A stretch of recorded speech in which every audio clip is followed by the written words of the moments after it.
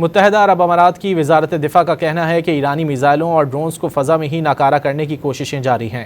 اماراتی رہائشی علاقوں کی جانب سے میزائل داغے جانے کی تصدیق کرتے ہوئے کہا کہ انہیں کامیابی سے نشانہ بنا کر روک دیا گیا۔ ادھر سعودی وزارت خارجہ نے متحدہ عرب امارات اور کویت میں فوجیوں کی ہلاکت پر اظہار افسوس کیا ہے۔ سعودی حکومت نے عراقی کردستان میں متحدہ عرب امارات کے قونصل خانے پر حملے کی شدید مذمت کی۔ قطر نے بھی اماراتی ہیلی کاپٹر کی تباہی اور فوجیوں کے مارے جانے پر گہرے دکھ اور افسوس کا اظہار کیا۔ متحدہ عرب امارات کی وزارت دفاع کا کہنا ہے کہ ایرانی میزائلوں اور ڈرونز کو فضا میں ہی ناکارہ کرنے کی کوششیں جاری ہیں۔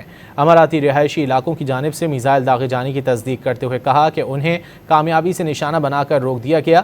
ادھر سعودی وزارت خارجہ نے متحدہ عرب امارات اور کویت میں فوجیوں کی ہلاکت پر اظہار افسوس کیا ہے۔ سعودی حکومت نے عراقی کردستان میں متحدہ عرب امارات کے قونصل خانے پر حملے کی شدید مذمت کی۔ قطر نے بھی اماراتی ہیلی کاپٹر کی تباہی اور فوجیوں کے مارے جانے پر گہرے دکھ اور افسوس کا اظہار کیا۔